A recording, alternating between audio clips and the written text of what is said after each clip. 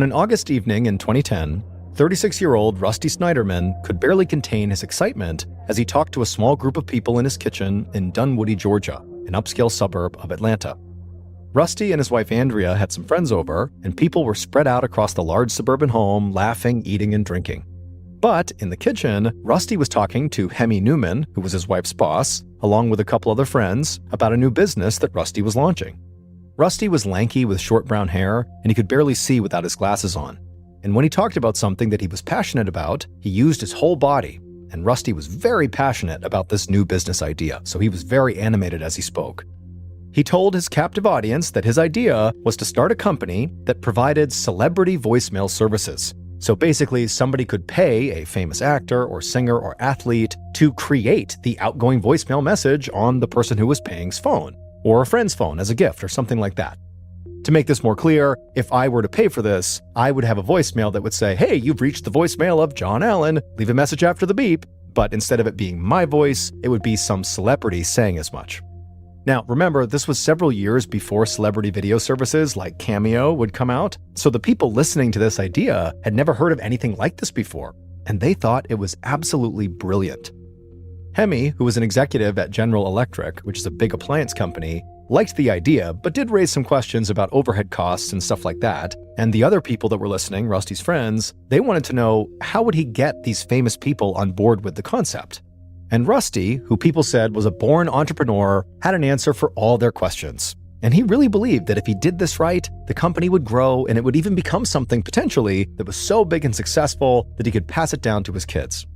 And so as Rusty was talking about his big plan, his wife Andrea stepped into the kitchen and overheard what they were talking about, and she quickly kind of chimed in that, maybe if this business is as successful as Rusty thinks, they wouldn't even need to worry about their kids' future job prospects. Their 5-year-old daughter and 2-year-old son would be just set because of this great business. And even though she was sort of joking about this, being so committed to this totally succeeding, there was some truth to that. She really believed this was going to be a success, same as Rusty.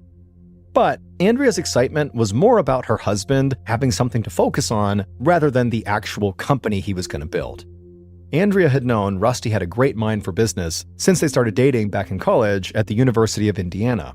And not long after graduating, Andrea had moved with Rusty while he earned a master's degree from Harvard Business School. They had gotten married soon after that, moved to Georgia when Rusty got a job offer, and they started their family. And initially, things went great for Rusty on the work front. A few years earlier, in 2007, he'd gotten a job as the chief financial officer for a large chain of daycares, and he was making a ton of money. But over the last year, Rusty had begun clashing with the men who owned the company, and so they ultimately fired him. And that had changed everything back at their home. Andrea, who had always been kind of a math whiz, went ahead and got a job, and a really good one, a well-paying job at GE to support the family, and Rusty, who was now out of work, became a stay-at-home dad. Andrea knew Rusty did not resent her at all, even though her job often required her to travel a lot and leave him alone with the kids, but she also knew Rusty loved working. And so now that he had this new idea for this celebrity voicemail company, she just felt like he seemed so much happier and in such a better place, way better than he had been over the past couple of months. In the kitchen, Andrea grabbed a soda out of the fridge and asked her boss and Rusty's friends if they needed anything. They said they were fine, so Andrea said okay. She turned around and headed into the other room to speak to some of the other guests. Later that night, after all the guests had gone, Rusty and Andrea cleaned up the house, and as they did, they talked about what a great time they'd had. They also got excited discussing an upcoming cruise they were going on in a few months, just the two of them. Their kids would be with their grandparents, and so Rusty and Andrea would finally have time to reconnect, just the two of them. Even though things had been kind of tough the last few months, they both felt good about where their lives were heading. And to their surprise, they actually felt sort of lucky to live in this town of Dunwoody, Georgia. Rusty and Andrea had grown up in the Midwest of the United States, and they had really worried they wouldn't fit in when they moved here to the South. But over the years, Dunwoody had proven to be the perfect place for them. Their house sat at the end of a cul-de-sac in this beautiful, secluded neighborhood that backed right up to sprawling woods filled with oak and pine trees. And they were close enough to Atlanta to also enjoy all the city had to offer as well. But most importantly, to Rusty and Andrea, Dunwoody had a tight, supportive Jewish community, which was not the case for a lot of suburbs in the area. Rusty and Andrea credited the Jewish community for helping them adjust to life in the South, and for weathering challenges like when Rusty had lost his job. So Dunwoody felt like home, a great town to raise their kids in, and the right place for Rusty to launch this next phase of his career. But a little later that night, as Rusty worked on his business proposal at the kitchen table, something so strange, almost completely unbelievable, was happening in Dunwoody. It was something that nobody who lived in the small suburb would have ever imagined. A few minutes from Rusty and Andrea Snyderman's house, a driver sat in their parked car on the side of a neighborhood street. The car felt ice cold, but sweat dripped down the driver's face. They could feel their chest getting tight, and they heard this loud rumbling sound coming from their passenger seat. The driver shook their head. "Please don't let this happen to me again." But there was nothing the driver could do. The car rattled, a light flashed outside, and then the demon appeared in the passenger seat. The driver tried to hide their eyes, but they couldn't look away, like the demon was forcing the driver to stare at it. The demon's head nearly touched the roof of the car, and its legs were massive. It wore a dark cloak and hood, and when the driver looked at it, they felt like all hope inside of them was just draining away. The demon turned its head away from the driver and began to talk. Its voice was deep and powerful. The driver thought the demon actually sounded like the 1970s soul and R&B singer Barry White, who was famous for songs like "Can't Get Enough of Your Love, Babe." The driver trembled, but the demon said there was no need to be afraid. The driver had been chosen to carry out a mission. The driver begged the demon to please leave them alone, but the demon said the mission was too important to ignore. Suddenly, the whole car shook and light flooded in from all sides.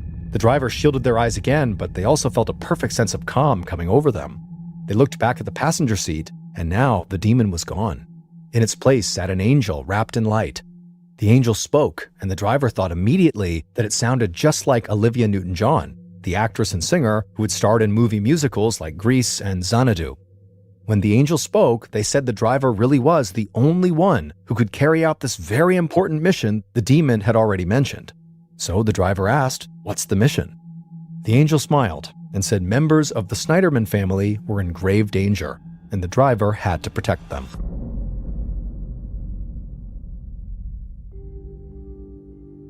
On the morning of November 10th, so about 3 months after the angel and demon appeared in that driver's car, Andrea rushed into her kitchen, holding her 5-year-old daughter's hand.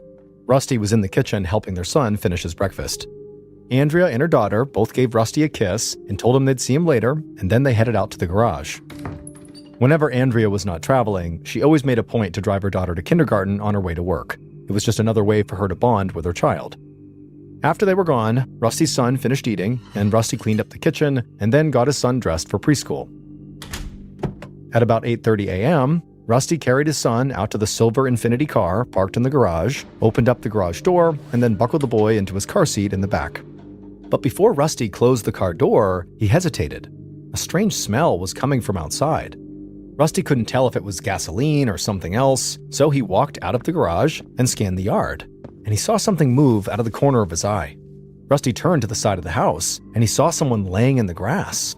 He didn't know if this person was sleeping or hurt or what was going on, so he just shouted, "Hey, are you okay?" The person jumped up and just stared at Rusty. It was a man with a thick black mustache, and he wore a wool hat and earmuffs.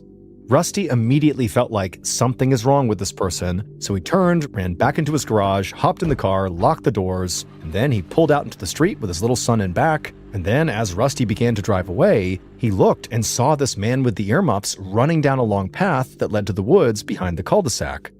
Rusty had no idea what any of this meant, so he just grabbed his phone and called 911. When the emergency operator picked up, Rusty told them what he had just seen and gave as good of a description as he could of the man with the earmuffs. Rusty also said he thought he smelled something like gasoline outside of his house right before he saw this guy.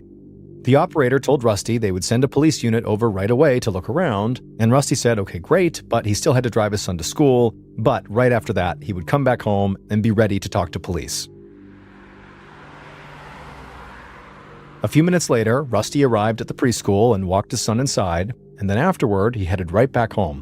And when he got there, police officers, firefighters, and a workman from the gas company were all arriving as well. Rusty told his story to the police again, and they said other officers were already out looking for this man he described. Then, the gas company employee said Rusty's house did have a gas leak, but nothing had been tampered with. Whoever had been at the house in the front yard didn't appear to have caused the leak. It was just an odd coincidence. And the guy said he had fixed the leak already, and the gas company employees said, the leak was a very easy fix. Later that day, after all the emergency personnel and the gas company employee were all gone, Rusty still didn't have any real answers about who the heck that guy was. Officers said that, the guy with the earmuffs could have been a homeless person sleeping near his house, but that made no sense to Rusty. Things like that just didn't happen in this neighborhood. But police had said that until they found this guy with the earmuffs and the mustache, there really wasn't much they could do. So that night, when Andrea came home and Rusty filled her in about this guy, they talked about it and just said, all we can do is be super vigilant whenever they left the house. And they said they would do their best not to worry too much. They didn't want the kids to get a sense that their parents were scared of something. But Rusty admitted he was glad that he and Andrea were leaving town for their cruise soon, and that the kids would not be at the house either. They'd be with their grandparents. And Rusty hoped that, by the time they all came back home after the cruise, things would be back to normal in the neighborhood. Meaning, the guy with the earmuffs and the mustache has been found, and hopefully will not be back anytime soon. 8 days later, at 9 a.m. on November 18th, Rusty pulled up to his son's preschool. Rusty and Andrea had gotten back from their cruise a couple of days earlier, and Rusty felt rejuvenated.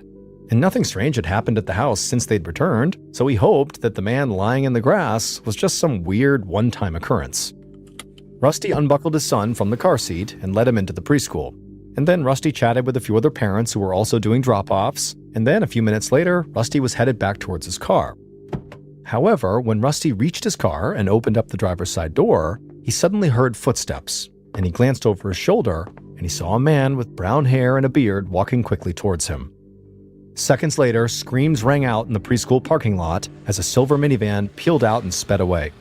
One of the other parents ran over to Rusty's car where the scream had come from. The driver's side door was still open, and Rusty lay on the ground in a pool of blood. The woman could see Rusty was still breathing, so she screamed for help and then called 911. In the shopping center right next to the preschool, a woman happened to see what was going on, and so she immediately ran into a doctor's office that happened to be nearby. And right away, a doctor and a nurse darted out of that office, and they ran over to Rusty. The doctor quickly checked Rusty's pulse and then began administering CPR. And soon, the doctor heard an ambulance siren wailing down the street. By this time, people from inside the preschool who heard all this commotion had began running outside into the parking lot. But luckily, all of the children were outside behind the school and had no idea what was happening, including Rusty's son. The ambulance arrived and paramedics took over for the doctor, trying to keep Rusty alive. They got Rusty onto a gurney, into the ambulance, and then they sped towards the hospital. A few minutes later, Detective Andrew Thompson of the Dunwoody Police Department arrived at the preschool. He saw a few of his fellow officers trying their best to keep a growing crowd away from Rusty's car. Detective Thompson had been a cop in Atlanta for 8 years before moving here to Dunwoody, but he'd only been a detective for about 2 years. And he'd also never been the lead investigator on a potential homicide, and he knew that's what he had on his hands right now. Thompson got out of his car, he briefly spoke with the officers on site, and then began taking witness statements. The few people who had seen what happened all said the same thing. A man with brown hair and a beard stepped out of a silver minivan, walked right up to Rusty Snyderman, and shot him multiple times. Then the man with the beard got back in the minivan and drove off. Other than the man having a beard, the witnesses didn't notice anything that stood out about the shooter's appearance. But one witness said the shooter seemed remarkably calm considering what he did. He walked up calm as can be, shot Rusty, and then turned and calmly walked back to the van before leaving. Detective Thompson thanked all the witnesses for their help and then kind of gently told them to please step back, and then he and the other officers began searching the area right around Rusty's car. A trail of blood now stretched out almost 40 feet across the parking lot. And to the side of the blood trail near the car, the police found 4 brass bullet casings that they believed were fired from a semi-automatic .40 caliber or .44 caliber weapon. And then, not long after Thompson and the others had found these bullet casings, Thompson got word that Rusty had unfortunately passed away at the hospital. Thompson was now officially leading a homicide investigation for the first time.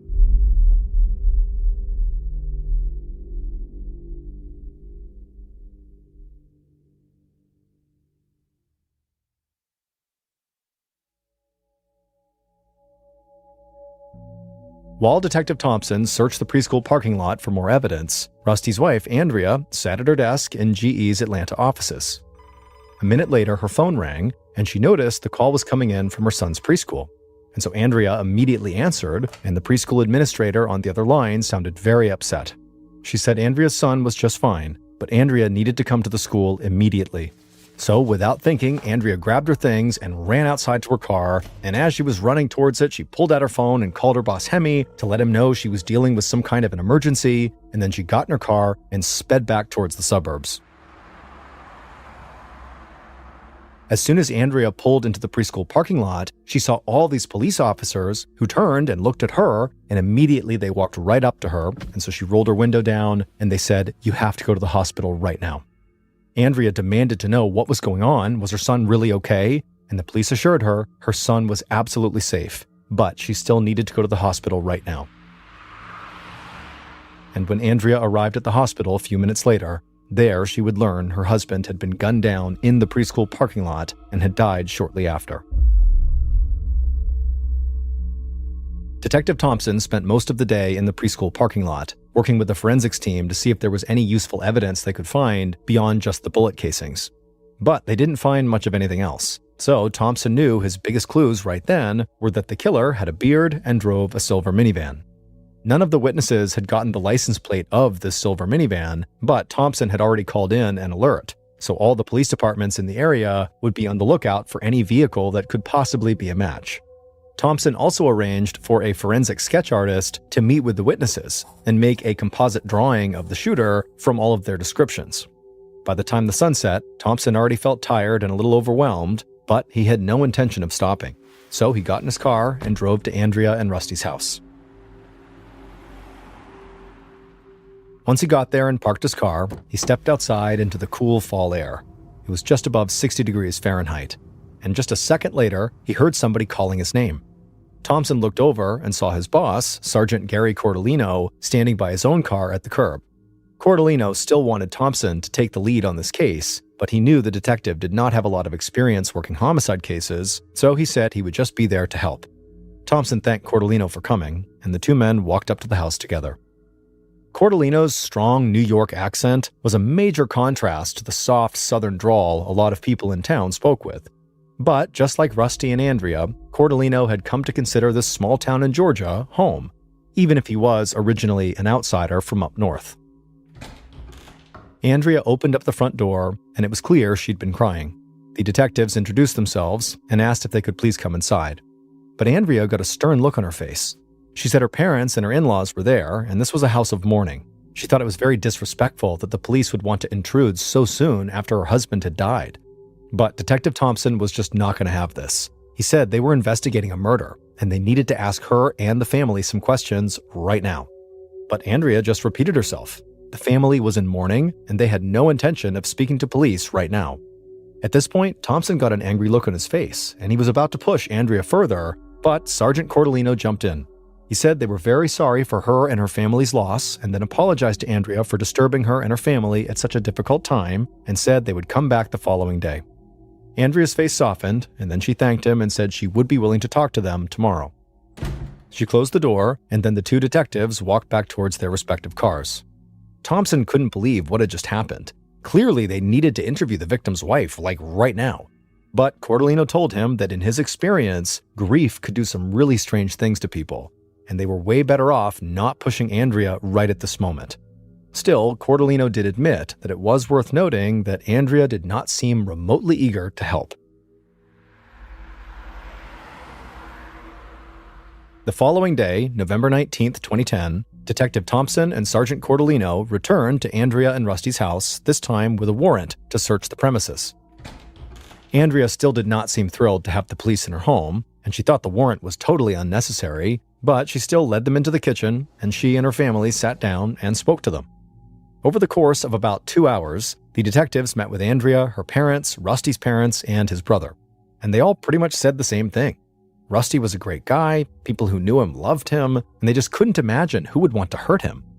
This didn't surprise Thompson and Cordellino. Families often painted their dead relatives in the best possible light. It's just what you do, it's your family.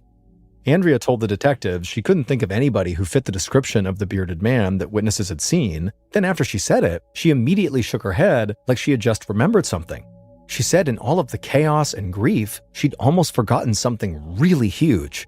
The detectives asked what she meant, and Andrea said about a week earlier, Rusty had seen this weird guy with earmuffs on and a mustache laying in their front yard for no reason right as he was taking their son to school. Rusty had been so freaked out by seeing this guy who kind of inexplicably ran away that he called the police and gave a description of the guy. And again, part of that description was saying that this guy had this big black mustache. Thompson and Cordellino looked at each other. It was definitely possible the man with the big mustache and the earmuffs had grown out a full beard, and then by the time he was shooting Rusty, that's what you saw, his full beard, and not just a mustache. So maybe the shooter really was the same person Rusty had seen in the front yard.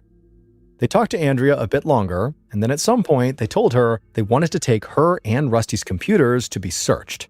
And again, Andrea got very upset. Detective Thompson thought it was strange that she still seemed unwilling to do whatever it took to help police find her husband's killer.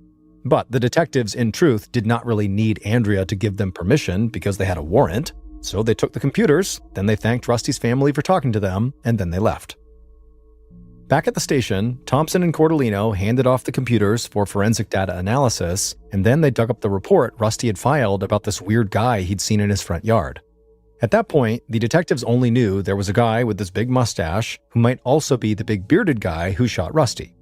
It was not much to go on, and nobody in Rusty's family or anybody from the preschool remotely recognized this bearded guy. Then, something came to Thompson. He remembered what one of the witnesses had said, that the shooter seemed to be utterly calm when he walked up and shot and killed Rusty. And so Thompson floated the idea that, what if the shooter was a professional hitman who somebody had hired to kill Rusty? That would make sense because nobody would know who he was, and maybe he was wearing a disguise or something, and he certainly would be very calm walking up to do the killing because this is what he did professionally. And surprisingly, Cordellino did not think this was a far-fetched idea at all. In fact, he said, if this guy Rusty saw in the yard was also the shooter, this hitman potentially, he could have been at the house that day tracking Rusty's movements and learning his routines, something a professional killer would likely do. And when the detectives began delving into emails and other information they had found on Rusty and Andrea's computers, the hired killer theory only began to make more sense. The detectives found that during his time working as a chief financial officer, Rusty had clashed repeatedly with the business owners. And based on the emails, he and Andrea were not shy about telling other people exactly how they felt about those men. Also, since Rusty had begun working on creating his own company, the Celebrity Voicemail Company, he'd worked closely with a business partner as well as several potential investors. So there was a chance that maybe Rusty had just angered the wrong people when talking trash about his former bosses, or maybe he'd had a financial dispute with someone who was working with him on his new business.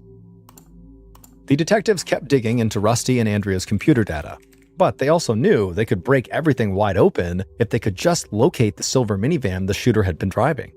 So, with the help of other police departments in the state, they expanded the search radius for this minivan beyond just the Atlanta metropolitan area. And so soon, police were scouring security camera footage from roads and stores surrounding the city. The detectives also put together a list of people who might have had the motive and the money to hire a hitman to take Rusty out.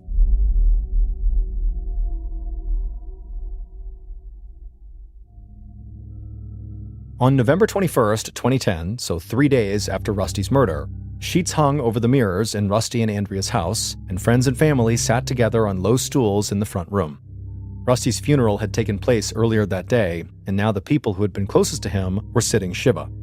Shiva is a Jewish tradition in which family and friends gather together to mourn a dead loved one. They'll say prayers and often receive condolence calls from others.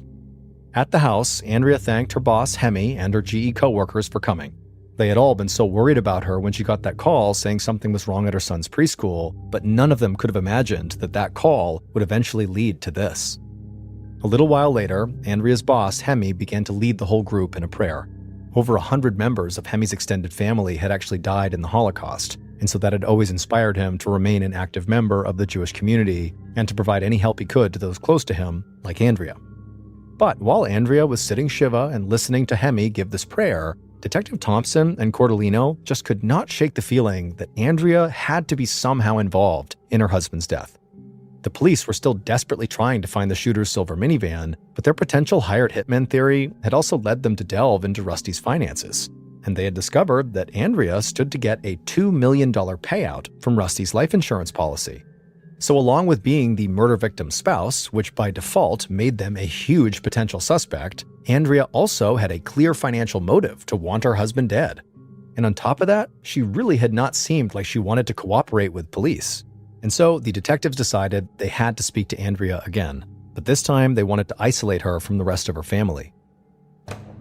On November 24th, almost a week after the murder, Thompson and Cordellino sat down with Andrea in an interview room at the police station. Andrea tucked her brown hair behind her ear, adjusted her glasses, and stared across a small white table at the two detectives. Thompson and Cordellino could tell Andrea was all business, and that she still clearly resented having to speak with the police. But they still started by thanking her for coming in, and then they asked her how her relationship had been with her husband prior to his murder.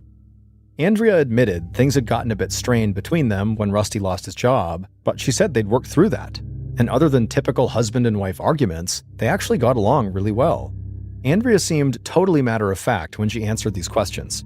On the one hand, the detectives thought that made her seem almost unfeeling about her husband's death, like she didn't care. But Cordellino realized that this was a woman dealing with an impossible situation. Also, she was used to being in high-powered business meetings, so maybe this was just the way she conducted herself. Then, at some point, Cordellino asked Andrea if it was possible that Rusty could have been having an affair. Was there a jealous lover out there who might have had it out for him? But Andrea didn't flinch. She sort of half smiled and said the idea that Rusty was cheating on her was absurd. He was one of the most loving, supportive people she had ever met. He would never, ever do something like that to their family. So the detectives moved from Andrea and Rusty's personal relationship to their financial situation. But nothing Andrea said indicated that she would have killed Rusty for his life insurance policy. Rusty had put a lot of money away during his time working, and she got paid well at GE, so really, money was not an issue for them. So eventually, the detectives wrapped up the interview and thanked Andrea for her time. But after she left, Thompson and Cordellino felt like they didn't know much more than they did before she showed up. And for the life of them, they could not decide if that was because Andrea really just didn't know anyone who would want to hurt her husband, or if she was hiding something. In the weeks following that interview, no new leads came in, and Thompson and Cordellino began to get frustrated. They still didn't know if the man with the earmuffs and the mustache that Rusty had seen at the house was also the bearded shooter, or if those were two totally different people. And the detectives didn't know if this full bearded shooter had been hired by somebody else, or if it was someone who knew Rusty, that they had somehow overlooked that maybe had a specific reason to attack Rusty. But then, in mid-December, so about a month after Rusty's murder, Detective Thompson was sitting at his desk when one of his team members rushed over to him, and this young cop had a huge smile on his face. Thompson asked him what was going on, and the young cop said he'd been re-watching surveillance footage of the silver minivan as it drove down a street near the preschool. There still was not a clear shot of the license plate, but the young cop had spotted a small white sticker on the van's windshield that nobody had caught before. And he was sure that that was the type of sticker that rental car companies used to track their vehicles. Immediately, Detective Thompson stood up, full of energy. The young cop said, the sticker didn't point to a specific rental car company, but Thompson just put his hand up and said, nope, that doesn't matter. This is a huge discovery. Armed with this new information about this sticker, police reached out to and visited rental car companies all across the area. And after about a week or so of searching, they finally found a silver Kia Sedona minivan at a rental car lot 25 miles north of Dunwoody. And that van could absolutely match the shooter's vehicle. And when they checked that minivan's recent rental history, Thompson and Cordellino immediately recognized the name that came up. And they were sure right then and there they had found Rusty's killer.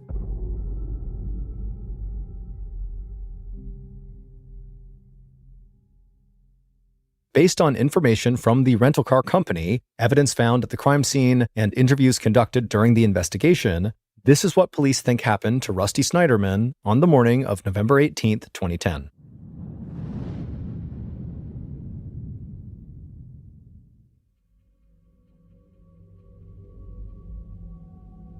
On that day, at about 5:45 a.m., the killer heard the voice of the angel ringing in his head. That voice, that sounded just like Olivia Newton-John, had told the killer that time was running out. People were in danger, and the killer had their marching orders. This mission had to be accomplished now. The killer climbed into a silver minivan and then pulled out into the dark, empty early morning streets. The killer drove slowly, moving from dark to light as the van passed under each street lamp. Finally, they pulled the van onto Rusty and Andrea's street about an hour before the sun would rise. They parked their car a few houses down from Rusty's, and then they waited. But soon, the killer noticed lights turning on in some of the houses as people got ready for work and school and their morning routine. So the killer drove the van out of the neighborhood and found a spot on the street not too far from Rusty's son's preschool. The killer sat in the van, occasionally hearing the sound of the angel's voice encouraging them. And then at some point, the killer leaned over, opened up the glove box, and pulled out a semi-automatic pistol. They checked to make sure the gun was loaded, and when they saw it was, the killer laid down on the passenger seat. As the sun rose, the killer continued to just lay there, breathing very slowly in and out, very rhythmically, to ensure they remained calm. Then finally, around 9 a.m., the killer sat up and saw Rusty's Infiniti driving down the street towards them.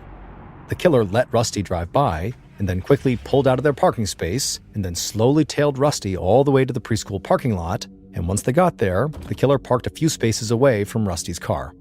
The killer watched as Rusty led his son into the preschool and began chatting with some parents inside of the doorway. As Rusty did this, the killer grabbed the gun off the passenger seat and held it in their lap. Then, a few minutes later, the killer saw Rusty walking back towards his car. At this point, the killer opened up the minivan door and, calm as can be, walked across the parking lot. Rusty had managed to open up his car door, but by that point, the killer was practically on top of him. The killer got within 3 feet of Rusty, raised their gun, and fired. The bullet struck Rusty on the left side of the jaw, traveling through his right shoulder and then lodged in his back. Rusty immediately collapsed to the ground, blood pouring out of his face and seeping through his shirt. The killer turned to walk back to the minivan, but then quickly wheeled back around and fired 3 more shots into Rusty's abdomen as he lay dying on the asphalt. After that, the killer turned and walked back to the minivan, got in, threw it in reverse, peeled out of the parking space, and then sped out of the lot. In the rearview mirror, the killer could see people running over to Rusty on the ground, but the killer felt confident they had killed Rusty and that the angel and demon would now be satisfied. A few minutes later, the killer pulled the van out onto a highway and disappeared into traffic. They drove for a while, exited off the highway, and then headed into a town 25 miles away from Dunwoody. There, they drove the van to the rental car company where they had gotten it, and they pulled it into the return lot. They checked the rearview mirror and looked out the windows. Nobody was nearby, so the killer reached up and yanked the brown wig off their head and also peeled the big fake beard off their face. The killer then stuffed the disguise pieces into a bag, got out of their rental car, and walked to a nearby auto repair shop where they had dropped off their real car for a minor repair the day before. The killer quickly paid for the work on their car and then drove off, headed towards General Electric's Atlanta offices. Some members of the investigative team had remained convinced that Rusty's wife Andrea had killed Rusty, but it turned out the shooter was somebody else who worked at GE. Andrea's boss, Hemi Newman. Police had talked to Hemi when they interviewed Andrea's friends and coworkers, but they didn't really focus on him as a potential suspect until they discovered the minivan at the rental car company. Hemi had used his real name to rent that car, and seeing Hemi's name on the rental form led Thompson and Cordellino back to Andrea's computer. And it turned out that she and Hemi had exchanged a number of emails that led police to believe their relationship was far more than just boss and employee. After police traced the rental van to Hemi, they interviewed and then arrested him. But they continued to push Andrea because they believed she and Hemi had worked together to kill Rusty, 2 lovers who wanted to be rid of Andrea's husband. That's when things got really weird. Hemi admitted to being in love with Andrea, and he even suggested that they had had an affair, though Andrea denied it. Still, Hemi said he did not arrange Rusty's murder with Andrea. Instead, he was simply following orders passed down to him from a demon and an angel who happened to sound like popular singers from the 1970s and 1980s. Talking to a psychiatrist, Hemi admitted that the Barry White-sounding demon had been visiting him for decades, dating back to when he was in college.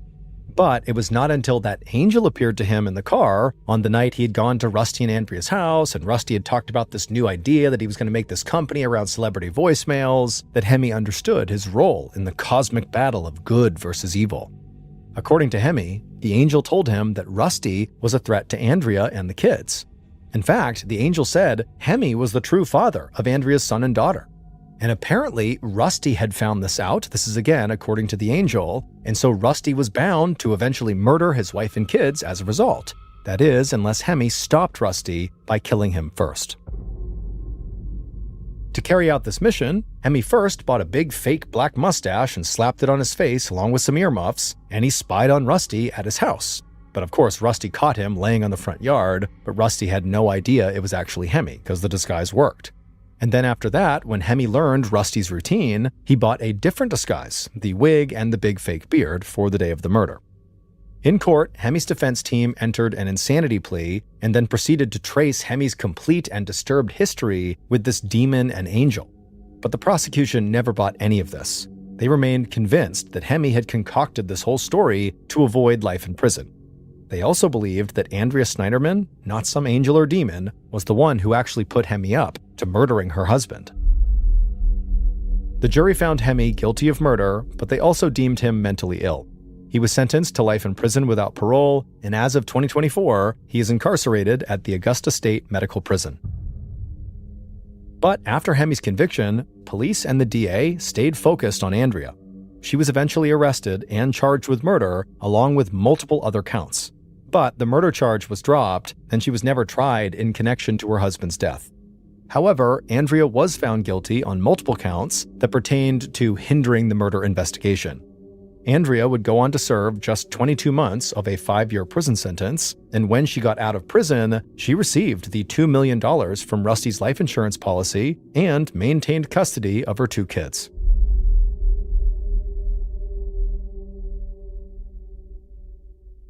Most people don't know is you can't just put scuba tanks on and then dive down to any depth and come right back up again. The compressed air inside of those scuba tanks would be a mixture of oxygen as well as most likely helium and nitrogen. And when you're breathing that compressed air, the oxygen would get breathed up and then not linger inside of your body. But the other inert gases, the helium and the nitrogen, they would be breathed up and then absorbed into your bloodstream, and they would stay there until you resurfaced. Now, it's completely harmless as long as you understand how it works getting those gases out of your body. In a nutshell, as you ascend, these inert gases will leave your body on their own, but it's a gradual process. If you rocket to the surface before this takes place, these inert gases will not leave your body and they'll expand inside of you, and your body will become the equivalent of a shaken up soda can. And so at best, having all these bubbles inside of you is very painful. At worst, it's lethal. The term for this condition is decompression sickness, but it's better known as the bends. The way divers protect themselves from getting the bends is on their ascent, they do what's called a decompression stop. This is something that is planned into the dive, where they stop at a certain depth for a certain amount of time, and that guarantees the inert gases have diffused out of their body before they reach the surface. Now, the deeper you go, the more decompression stops you'll have to do, and the longer they will take. For example, ascending from 2,000 feet would take over 33 hours to do safely. But luckily, none of us are trying to dive down to 2,000 feet. Well, unless you're trying to be an oil and gas saturation diver. Saturation divers, or SAT divers, do construction and demolition at depths of up to 2,000 feet below the surface. But they don't spend 33 hours ascending after every single dive. Instead, after their dives, they're artificially kept at their working depth.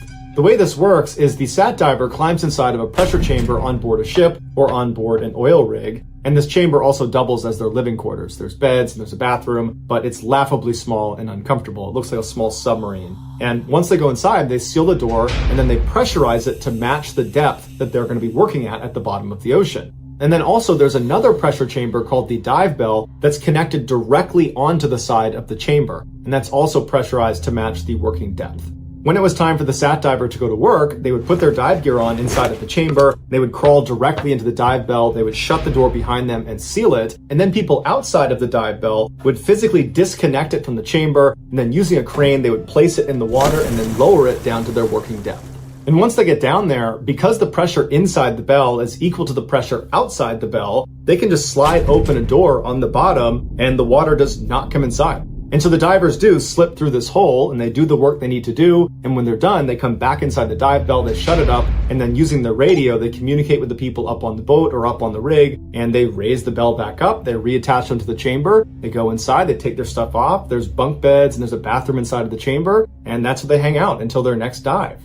This process is repeated for days and days and days, keeping them saturated with these gases. And then at the end of their shift, which is usually about a month long, they will have one long decompression they do inside of the chamber. While this system is highly efficient, it does not change the fact that saturation diving is extremely dangerous and terrifying. The sun doesn't reach below 700 feet, so most of the time these divers are in complete and total darkness. And it's unbelievably cold down there. And so their suits have hot water pumped into them through a tether that's connected to the dive bell. But if that were to fail, hypothermia would kick in almost immediately. They have flashlights, but the water is so full of sediment around the areas that they work that shining the light is basically like shining it into fog. You can't really see very far besides right in front of your face.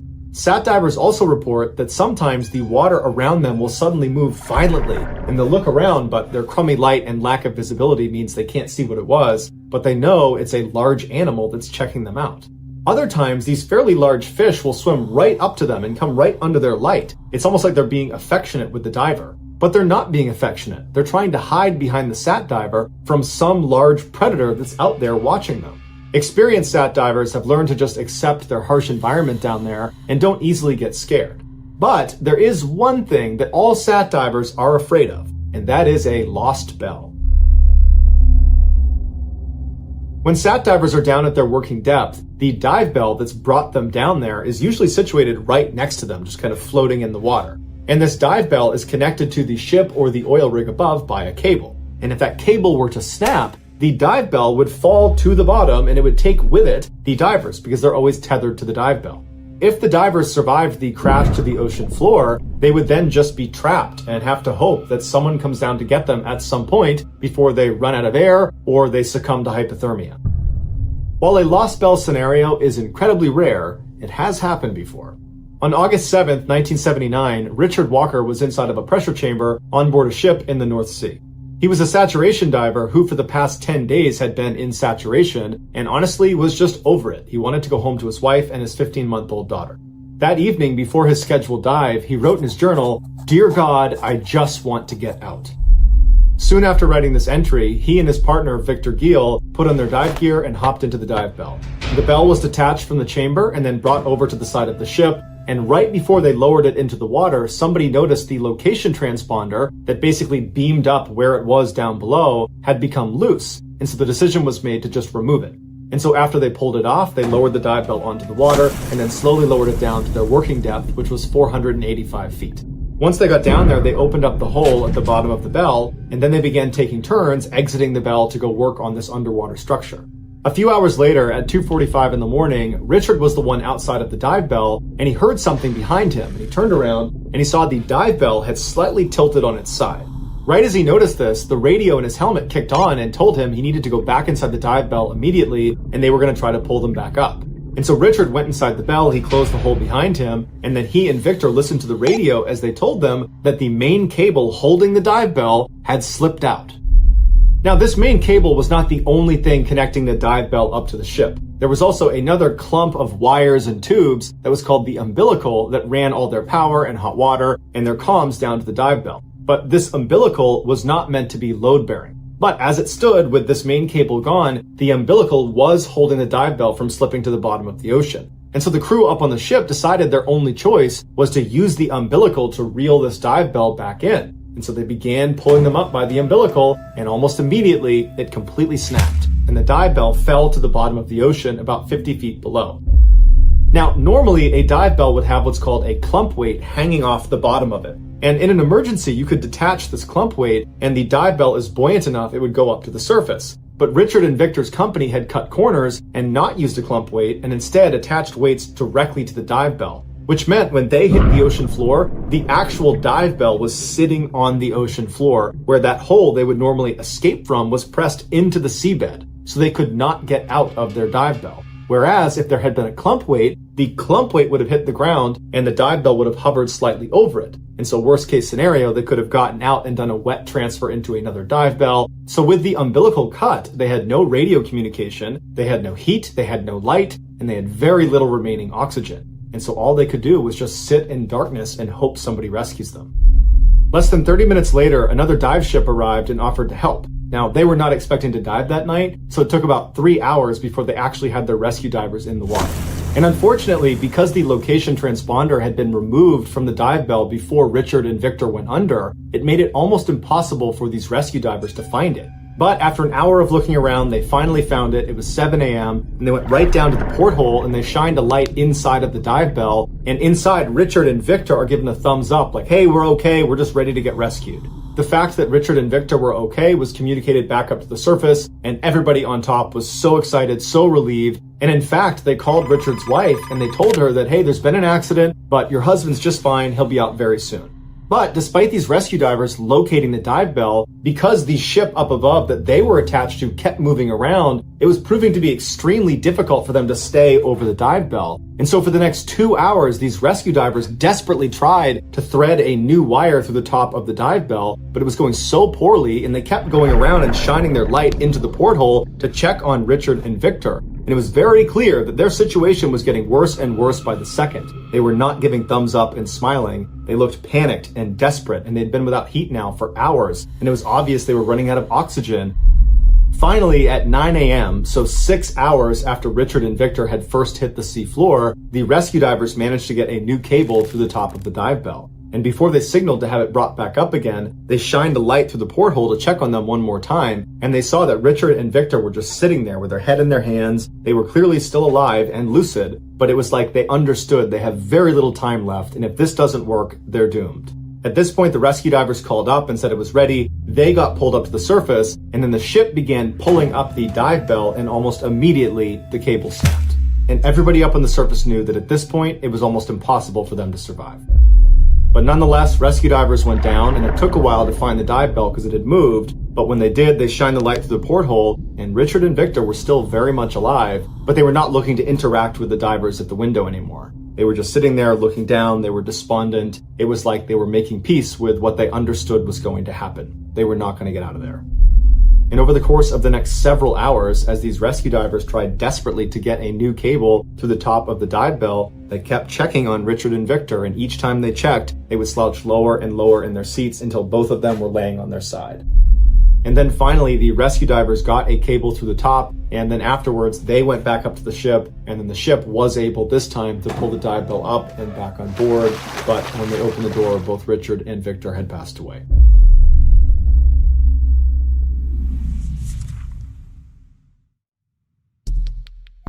Our next story is called The Escape.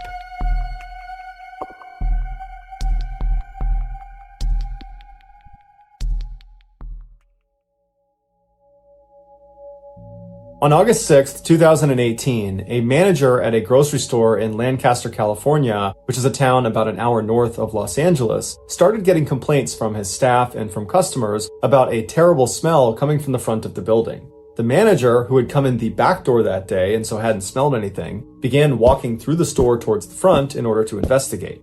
He only made it to the cash registers before he had to throw his arm over his mouth and his nose because the whole front half of the store reeked.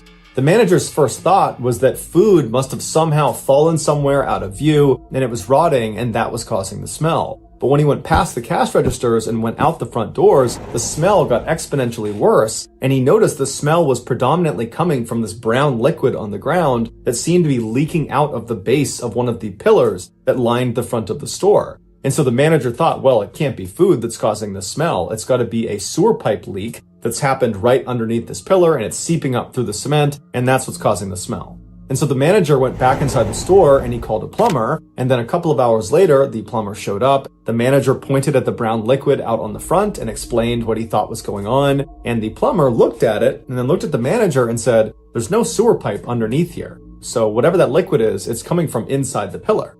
And so the manager was stumped because this pillar and all the others in the front of the store were purely decorative. There's no reason anything would be leaking out from inside of them. There was nothing inside of them. And so the manager asked the plumber to pull off one of the bricks around the area where this liquid was coming from so they could see what was on the other side. And so the plumber got his crowbar and he began prying off one of the bricks. And then once it was loose enough, he pulled the brick away, revealing an opening into the pillar. And the two men got down and they looked inside, and what they saw horrified them. And they immediately backed up and they called the police. 5 days earlier, a 35-year-old man named Ray Rivera was pulled over by Lancaster, California police on suspicion of driving a stolen vehicle. As soon as the officer got out of their cruiser and began approaching Ray's vehicle, Ray peeled off down the road, turned the corner, and was gone. The officer immediately got back in their cruiser and took off after Ray, but he had gotten a huge jump start and he had fled into a highly populated and busy area where it would be relatively easy to blend in and disappear. The officer called for backup, and before long, there were dozens of other cop cars in the area looking for Ray, but no one could find him. A little while later, the police heard over the radio that a car matching the description of the one Ray had been driving had just crashed into a local grocery store. And so the police head over to the grocery store, and sure enough, there's Ray's white pickup truck crashed into the side of the building, but Ray is nowhere to be found. The police began asking witnesses at the store if they had seen the man driving the white pickup truck, and a few said they had. They said after he crashed, he leapt out of the vehicle and he ran inside the grocery store and then went up a flight of stairs to the staff-only area. The police went inside the grocery store and searched the staff-only area, and they searched the rest of the grocery store, but he wasn't there. And so they assumed at some point after going inside, he managed to slip back out again and had escaped on foot.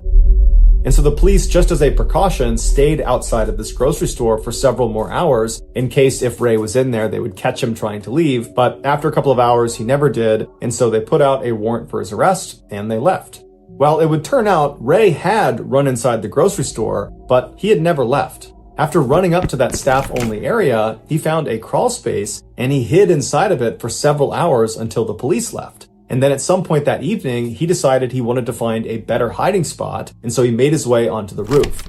Now, it's not entirely clear how he did that. Either the crawl space he was in directly connected to the roof, or he got out of the crawl space and then found his way onto the roof another way. But regardless, he found his way onto the roof, and when he got up there, he realized the roof was totally flat until you got to the very front edge of the building, the part that looked down into the parking lot. There, on the roof, was this small structure that was built up just on the front end of the roof that gave the impression, from the parking lot looking up, that this building was a lot bigger than it really was. On the backside of this phony structure was a door that was accessible from the roof. Ray saw this access door and ran over to it. He tried the handle and it was unlocked. And so he opened it up and he went inside. Now, this attic-like space that sat on the front of the building really didn't have that much of a purpose to it. However, it did provide access to the insides of all of the pillars that lined the front of the store. And so it's believed that Ray, as soon as he walked inside, saw these openings and believed one of them would be the perfect hiding place. And so he lowered himself feet first into one of these hollow chutes. He got his feet and his legs, his hips, and most of his torso into this tight 9-inch by 17-inch space, but his shoulders were too broad. They would not fit into the pillar. And so he raised one arm over his head and he kept his other arm pinned by his side in order to make himself as narrow as possible. And this worked. Inch by inch, he began sliding deeper and deeper into this 2-story tall pillar until he was completely out of sight. But as soon as his shoulders had gone down into that pillar, he would have realized he had made a grave mistake. With one arm pinned above his head and the other pinned by his side, he would not have been able to pull himself back up out of this narrow space. He was stuck. And so he probably began squirming and trying to use his feet to try to get back up into the attic space, but all of that movement only made him slip farther and farther down into this pillar until his feet touched the ground at the absolute bottom. And so not only is he already in this totally compromised position that would have made it hard to breathe, he was also in such a narrow space that the walls of this pillar literally were crushing his chest, making it nearly impossible to get a full breath of air. And when he screamed out for help, nobody would have heard him because he was entombed inside of multiple layers of cement and brick. Also, making an already horrible situation that much worse, Lancaster, California was experiencing a very significant heat wave that month. And so all day long, the sun would have been blazing down on the outside of that pillar, heating up the inside like an oven. 5 days after Ray got trapped, the plumber removed that brick on the pillar, and he and the store manager bent down and looked, and they saw Ray's leg. The smelly brown liquid that had been coming out of the pillar that had alerted everyone to this in the first place was purge fluid, which is something that comes out of a decomposing body.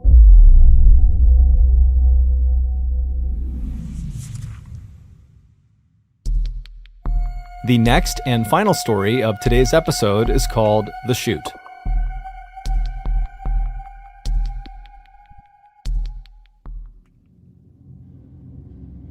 On July 30th, 2013, 56-year-old Roger Miro grabbed a bag of trash from his apartment and then walked out into the hall. He turned right and walked down the hall until he reached the trash chute, which was right on the side of the wall. He opened it up. It was like a mailbox. He opened it up. He dropped his trash bag inside. He closed the trash chute and then walked back to his apartment. When he got back inside, he instinctively reached down to his right pocket to grab his cell phone, but it wasn't there. So he grabbed his left pocket, wasn't there either. He checked his back pockets, he's fishing around, and he realizes he doesn't have his phone. So he figures, okay, I must have put it down somewhere in my apartment. Now, Roger was legally blind, so it made looking for small things in his apartment quite difficult. But nonetheless, he began looking all over his apartment for his phone. He started in the kitchen, he looked all over the place, checked all the surfaces, no cell phone. He went to the living room, to the bedroom, to the bathroom, but there was no cell phone. And so Roger thought maybe when he walked to the trash chute, he might have dropped the phone in the hallway.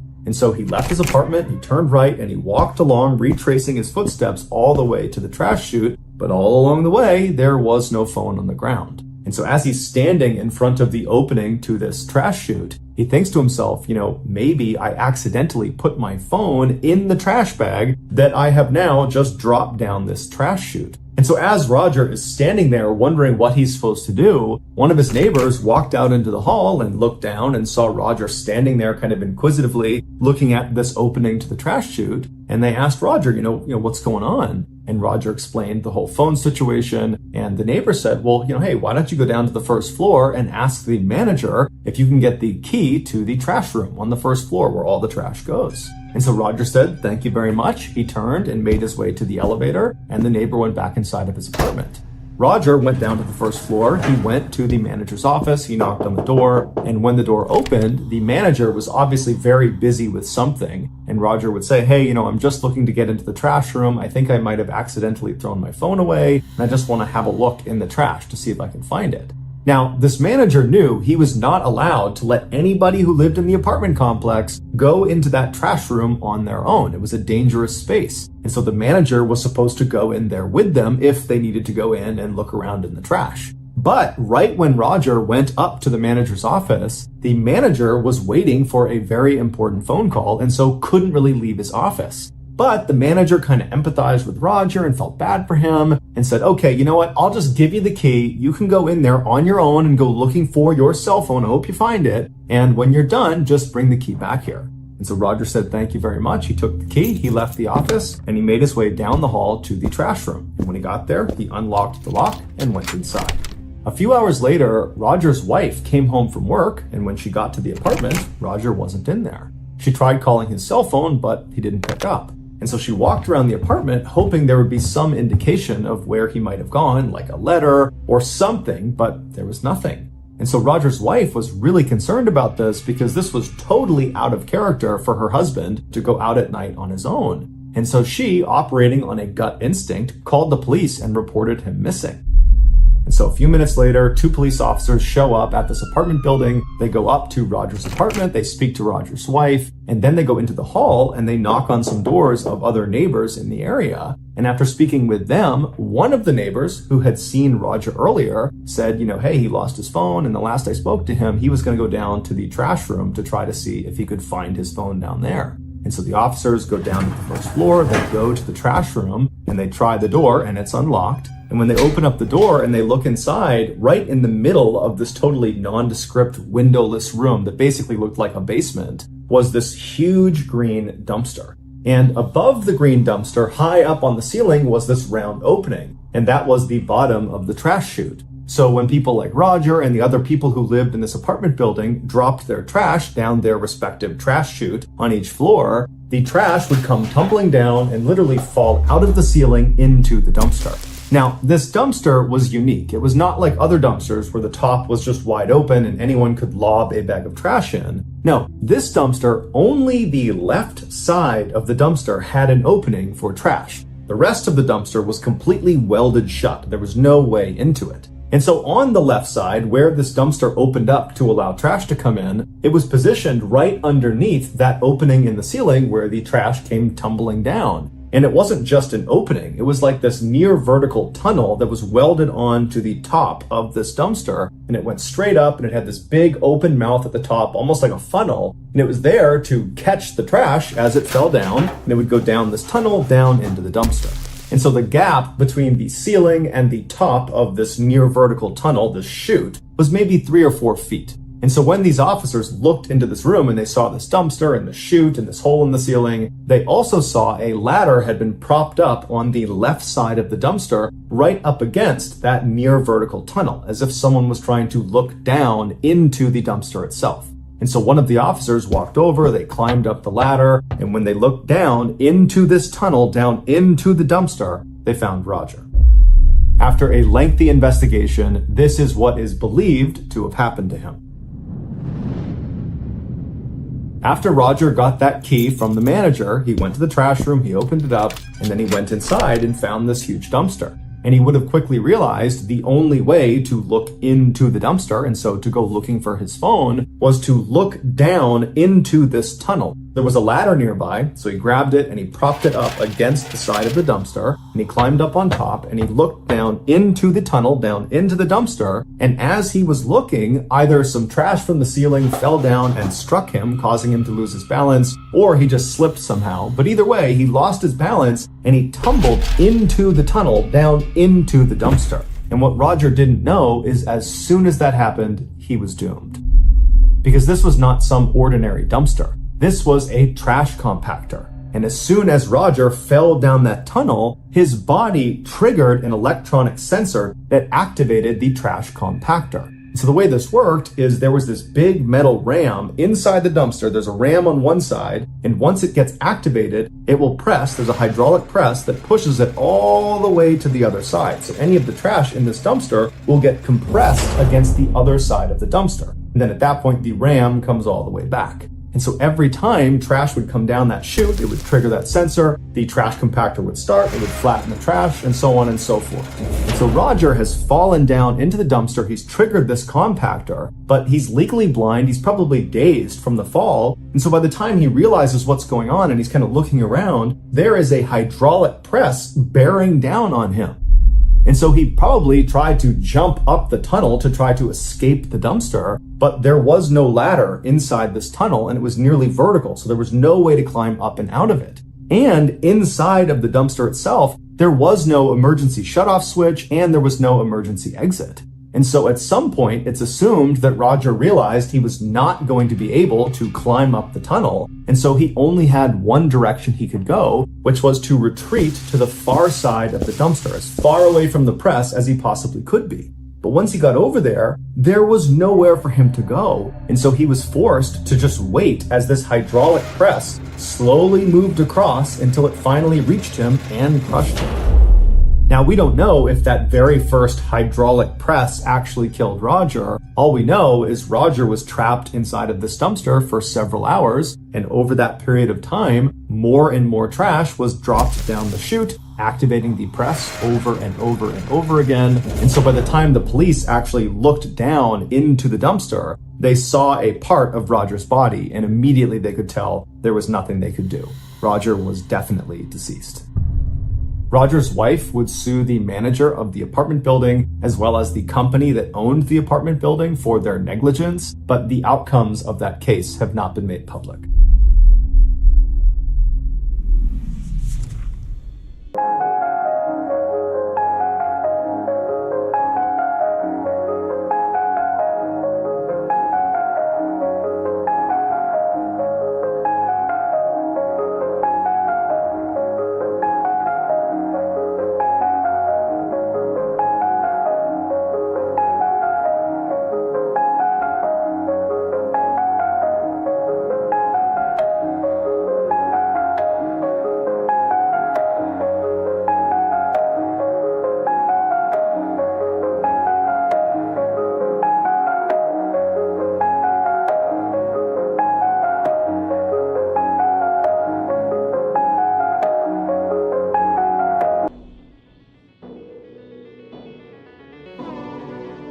Thank you for listening to the MrBallen's podcast. If you got something out of this episode and you haven't done this already, please replace the Amazon Music follow button's eye drops with acid. This podcast airs every Monday and Thursday morning, but in the meantime, you can always watch one of the hundreds of stories we have posted on our main YouTube channel, which is just called MrBallen. We have a